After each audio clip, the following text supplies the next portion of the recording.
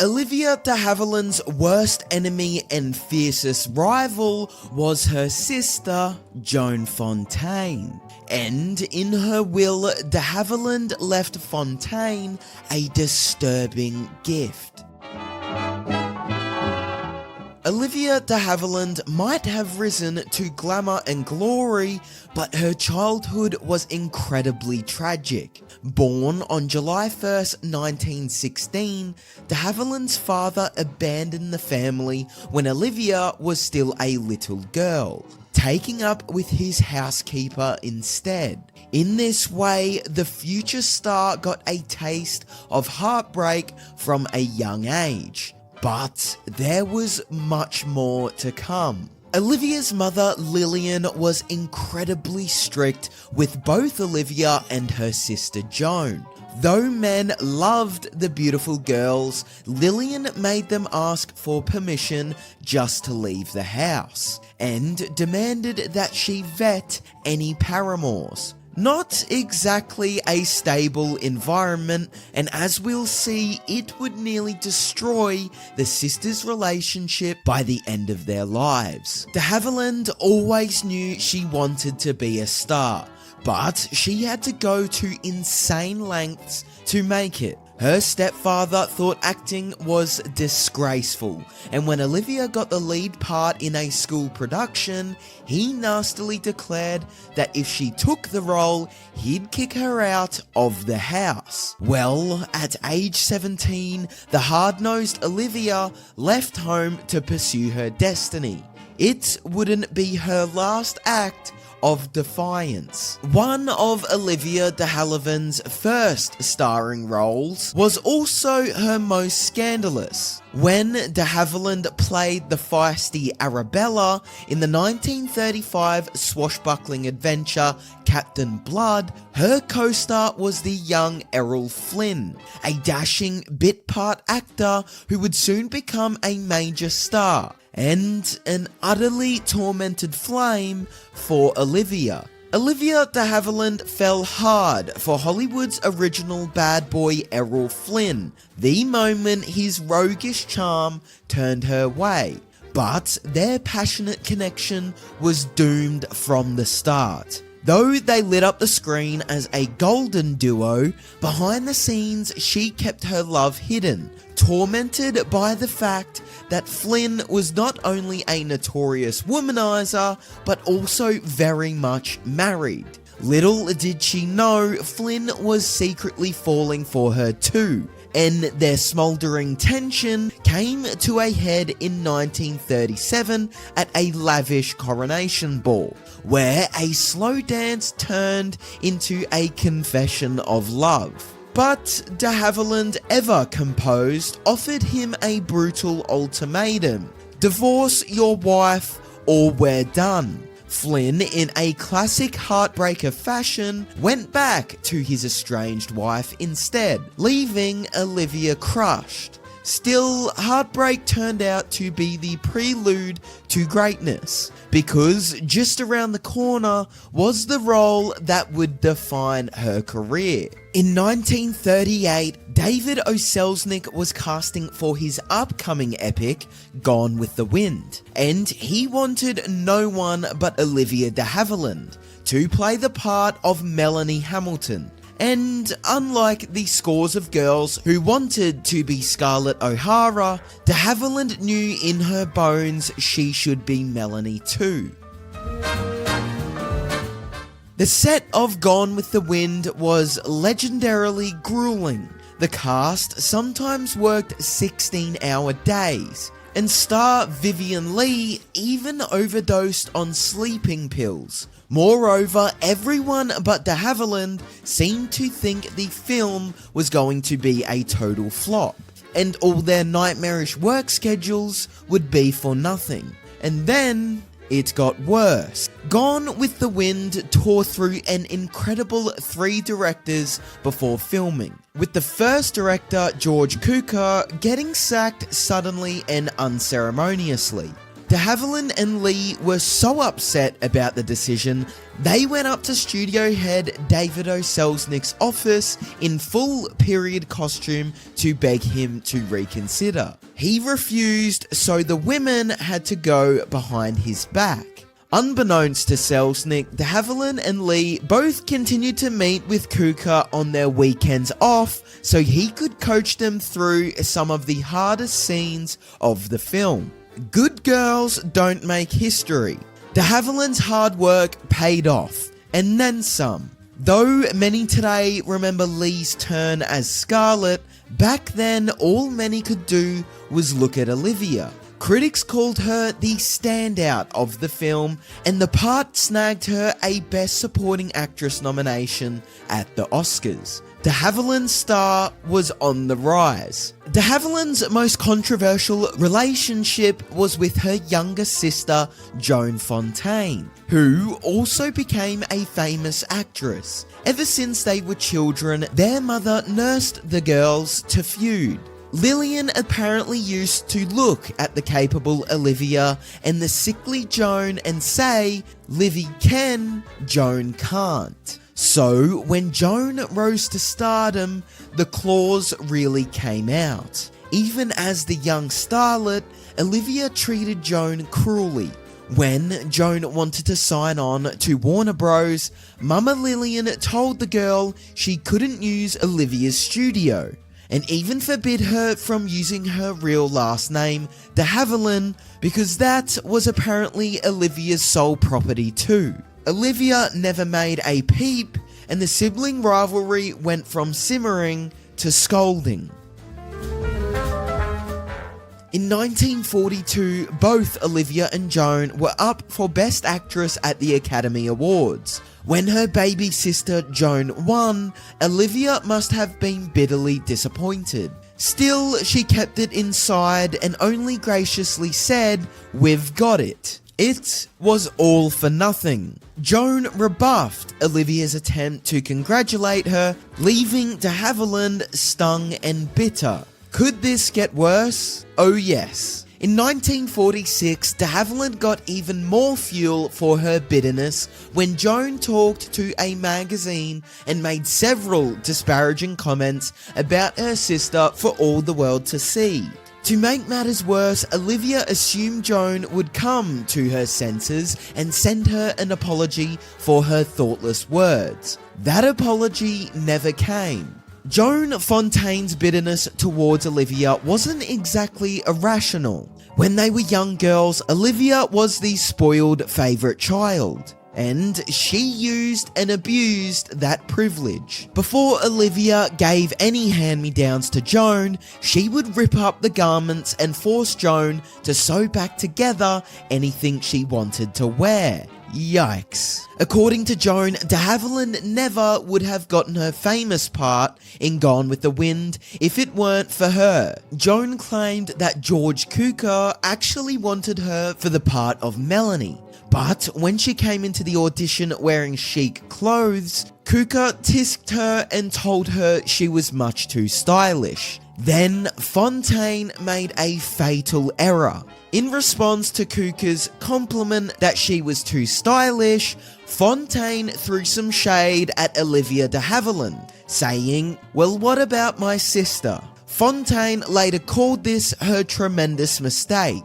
Cukor pushed her further about De Havilland. Fontaine answered his questions truthfully, and the rest was catty Hollywood history. When Olivia De Havilland was trying to make it in Hollywood, the young Joan worked as her chauffeur. De Havilland couldn't drive, so of course the less favoured Joan was forced to ferry Princess Olivia around Hollywood Boulevard. Seriously, this was one dysfunctional family. And at the 1947 Academy Awards, they really let it all hang out. Olivia De Havilland and Joan Fontaine's feud had reached epic proportions by the time they both attended the Oscars in 1947.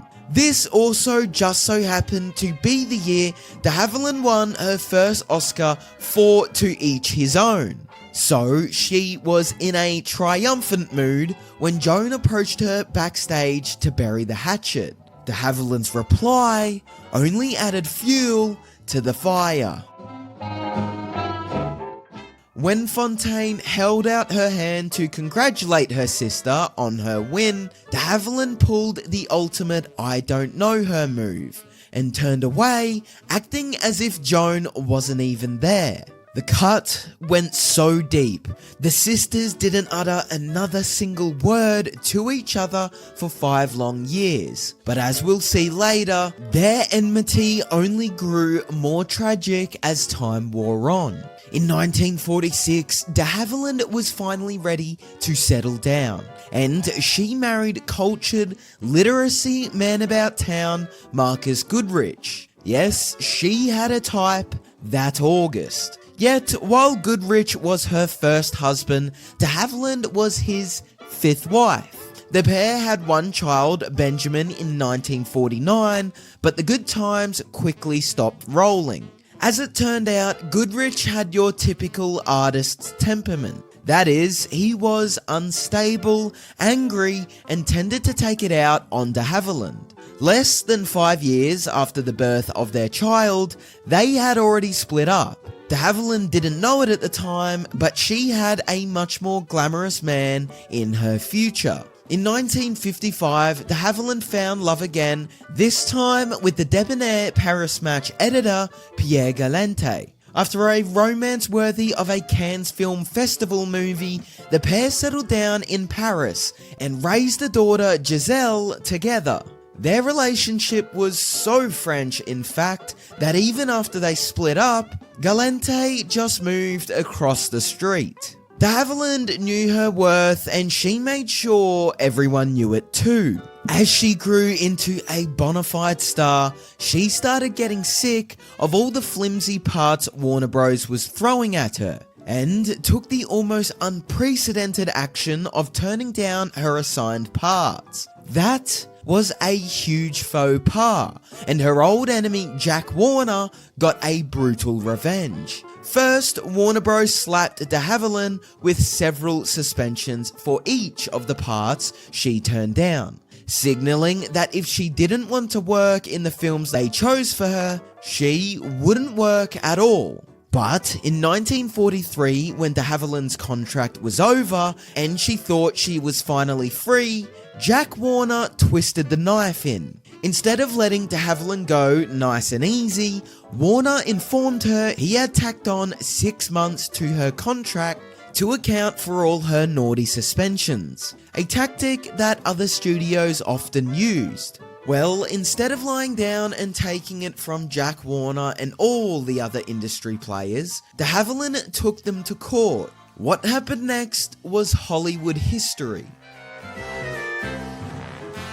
In November 1943, De Havilland successfully sued Warner Bros. For unfair practices, and in so doing dealt a crushing blow to the studio system that had reigned since the beginning of the Golden Age. The aftermath of the ruling is still called De Havilland's Law today. That was our girl, but she paid so dearly for it. There was no way in heck the studios weren't going to retaliate. And now, Jack Warner really had it in for De Havilland. After his embarrassing defeat at the hands of his own starlet, Warner sent a letter to other Hollywood studios defaming De Havilland, which virtually blacklisted her from making movies for the next 2 years. Even though De Havilland landed iconic roles like Melanie Hamilton in Gone with the Wind and Maid Marian in The Adventures of Robin Hood, she didn't always have the best radar.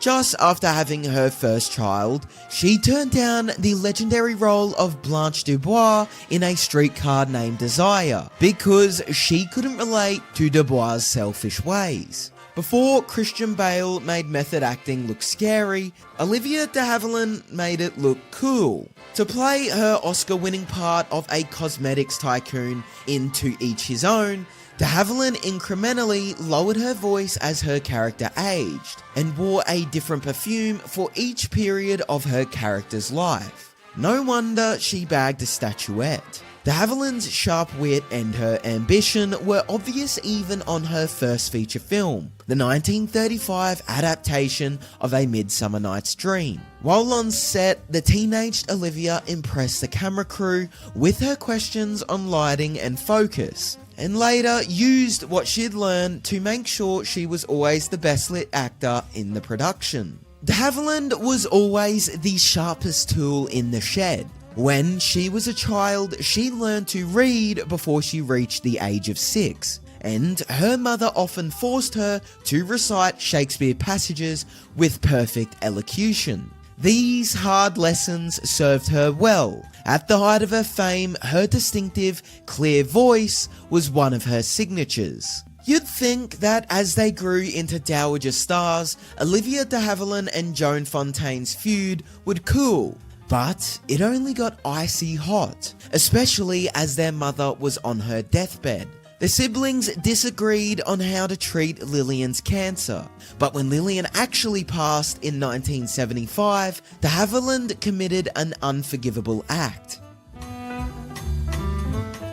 According to Fontaine, when her mother passed, De Havilland didn't even bother informing her. In fact, De Havilland had sent word while Fontaine was away touring in a play. But she'd sent a telegram that took 2 weeks to arrive, at which point it was too late. Yeah, that's not exactly trying that hard, Olivia. But that wasn't all. Besides not informing her sibling of their mother's death, Joan claimed that De Havilland didn't even invite her to the funeral. In a case of soapy she said, De Havilland's side of the story is even more twisted. She asserted that she did invite Fontaine, but Fontaine just brushed her off. For all that Joan Fontaine and De Havilland fought like cats and dogs, there could be genuine affection between the sisters. It was actually Joan who first called De Havilland Livy,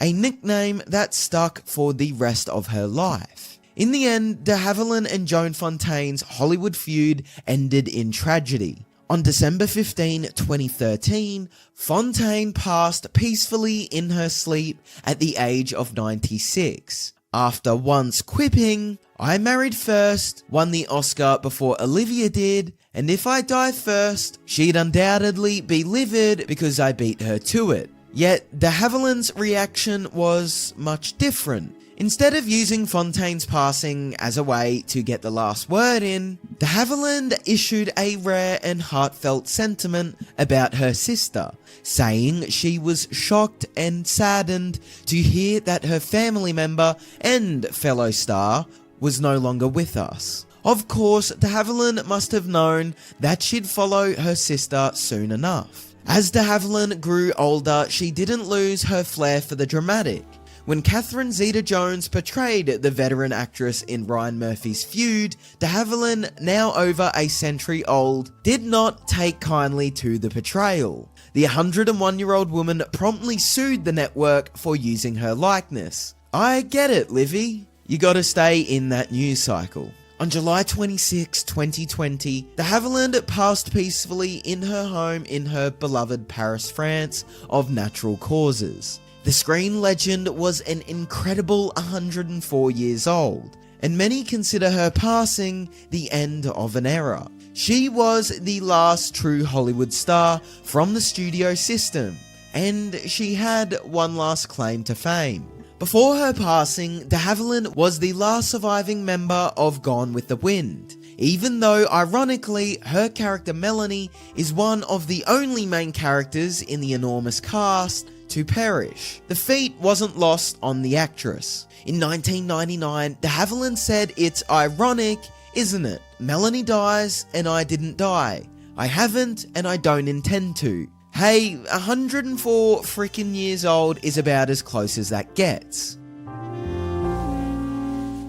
Long before she passed, De Havilland wrote up a last will and testament for her sister and rival Joan Fontaine.